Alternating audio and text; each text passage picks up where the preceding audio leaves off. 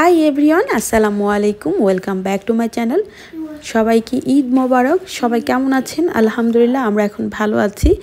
যদি এই ভিডিওটা অনেক পরে আপনাদের সাথে আপলোড করা হচ্ছে, কিন্তু ভিডিওটা করা হয়েছে ঈদের আগে এবং পরে। ঈদের আগে আসলে আমাদের খুব ব্যস্ততার মধ্যে গিয়েছিল। এবার না আসলে বাফলোতে মুভ হওয়ার পরপরই আমাদের এরকম যাচ্ছে গত 2 বছর যাবত, মানে গত বছর আর এই বছর। তো ঈদ আসতে মাত্র 1 সপ্তাহ বাকি। দিন রাত করে ঘরের কাজ চলছে, সাথে করছি আমি আর আমার বাচ্চাও, আর হাজব্যান্ড তো দেখেছেন, সেও করছে।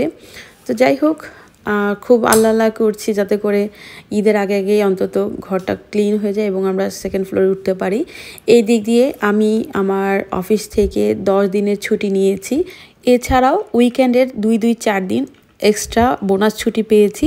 মোট 14 দিনের ছুটি। এই 14 দিনের ছুটিটা আমি খুব ভালোভাবে কাজে লাগাতে চাচ্ছি। যেহেতু আমি বাসায় থাকতে পারি না, সেহেতু অনেক কাজই সম্পূর্ণ হয় না। যেহেতু আমার হাজব্যান্ড একা একা থাকেন, ওর লেজি হবে, এটাই স্বাভাবিক।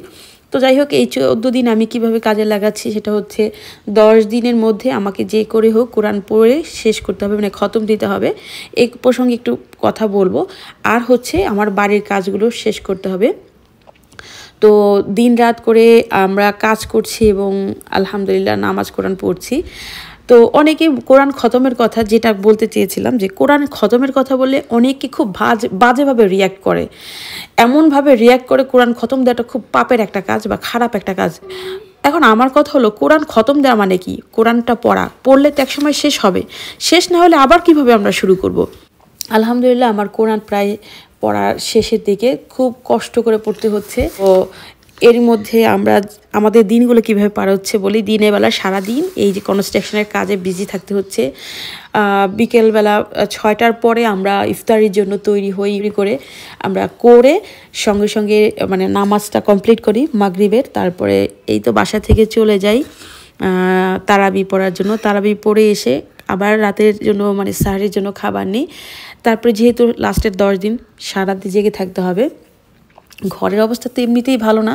তার চেয়ে বড় কথা হলো কি, ঘরে থাকলে না ঘুমটা আসবেই 100%।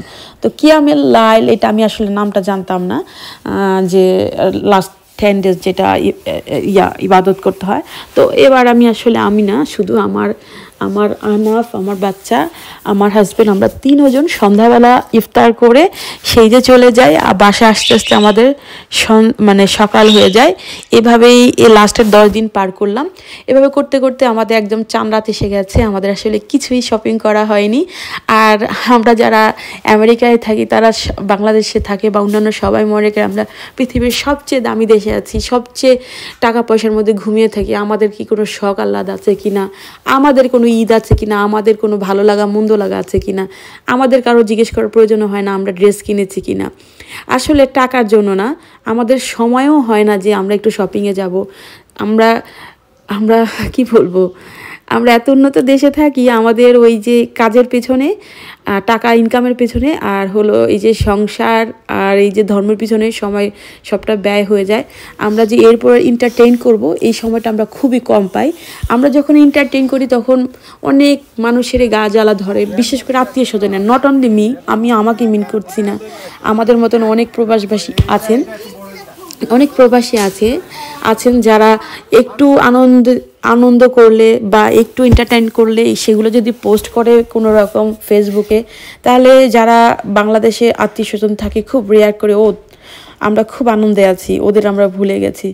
আমার কাছে মনে হয় কি, আমরা আসলে যারা বিদেশে আছি তাদের চাইতে অনেক বেশি আনন্দে থাকে হলো বাংলাদেশে যারা থাকেন, আত্মীয় স্বজন যারা থাকেন। যাই হোক, কারোর ব্যাপারে আর কোনো অভিযোগ না। এরপরে আসি, এভাবে দেখতে দেখতে আমাদের চান রাত গেল। চান রাতের পরে আমরা ঈদের দিন রাত 10টা পর্যন্ত কাজ করেছি। আমাদের কাজ আসলে শেষ হয়নি। এবার কিছুই রান্না করতে পারিনি, শুধুমাত্র গরুর মাংসটা রান্না করেছি। এর মধ্যে মেহমান এসছে, এই ঘর গোছানো অবস্থায় মেহমানকে মেহমানদারি করে খাওয়া দাওয়া করে বিদায় দিয়ে তারপরে আবার কাজ করলাম। রাত 10টা পর্যন্ত কাজ করে শাওয়ার করে তারপরে আমার একটা আপুর বাসায় গেলাম। তারপরে অবশ্যই সেটা আমার হালাকার আপু। তারপরে সেখান থেকে দেবরের বাসায় যেয়ে রাত 2টা, বাসায় আস্তে আস্তে রাত 2টা বেজে গেল। তো এরপরের দিন আরেকটা দাওয়াত ছিল, সেই বাসায় গেলাম। আল্লাহই ভালো জানেন। সেখানে যাওয়ার পরে আনাফের ড্যাডি খুবই অসুস্থ হয়ে গেল, এমন অসুস্থ হলো সেই বাসায়। তো এইভাবে আমাদের ঈদটা আসলে এই গত 5-7 দিন কেটে গেছে, যার জন্য আমাদের এবার ঈদ আর ঈদ রইল না। ঈদের দিন তো গেল কাজ করতে করতে, আর ঈদের পরে যে যতগুলো দাওয়াত পাচ্ছি বা পেয়েছি সবগুলোকে ডিনাই করেছি, কারণ আমার হাজব্যান্ডের শরীর অবস্থা খুবই খারাপ, সঙ্গে সঙ্গে আমিও অসুস্থ হয়ে গেলাম অসুস্থ রোগীর সাথে থাকতে থাকতে। তো এই হলো আমাদের ঈদ। এই জন্য ঈদের পোস্টটা অনেক পরে করলাম। আর অসুস্থ থেকেও আসলে কি করব, নিজের রান্না নিজেরই করে খেতে হয়। এর মধ্যে চলে আসলো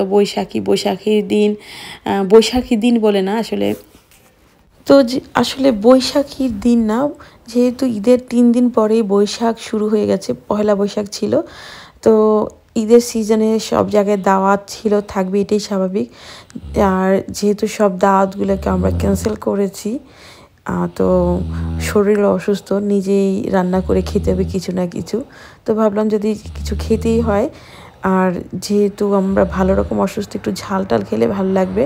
তার চেয়ে বড় কথা, ঝাল খেতে আমার হাজব্যান্ড পছন্দ করে, তাই নিজেদের জন্য ছোটোখাটো একটা বৈশাখীর আয়োজন করে ফেললাম খুব সিম্পলি। তো এই ছিল আমাদের ঈদের আগের পরের দিনগুলো। আশা করি আপনারা যারা জানতে চান বা জানতে চেয়েছেন আমরা কেমন আছি বা কেমনই বা কেটেছে আমাদের দিনগুলো, সব উত্তর পেয়ে গেছেন। তো আমার কথায় বা কাজে কেউ যদি কষ্ট পেয়ে থাকেন অবশ্যই আমাকে ক্ষমা করে দিবেন। তো আজ এ পর্যন্তই, আপনারা সবাই ভালো থাকবেন। পরবর্তী ভিডিও দেখার আমন্ত্রণ জানিয়ে আজ এখানেই বিদায় নিচ্ছি। আল্লাহ হাফেজ।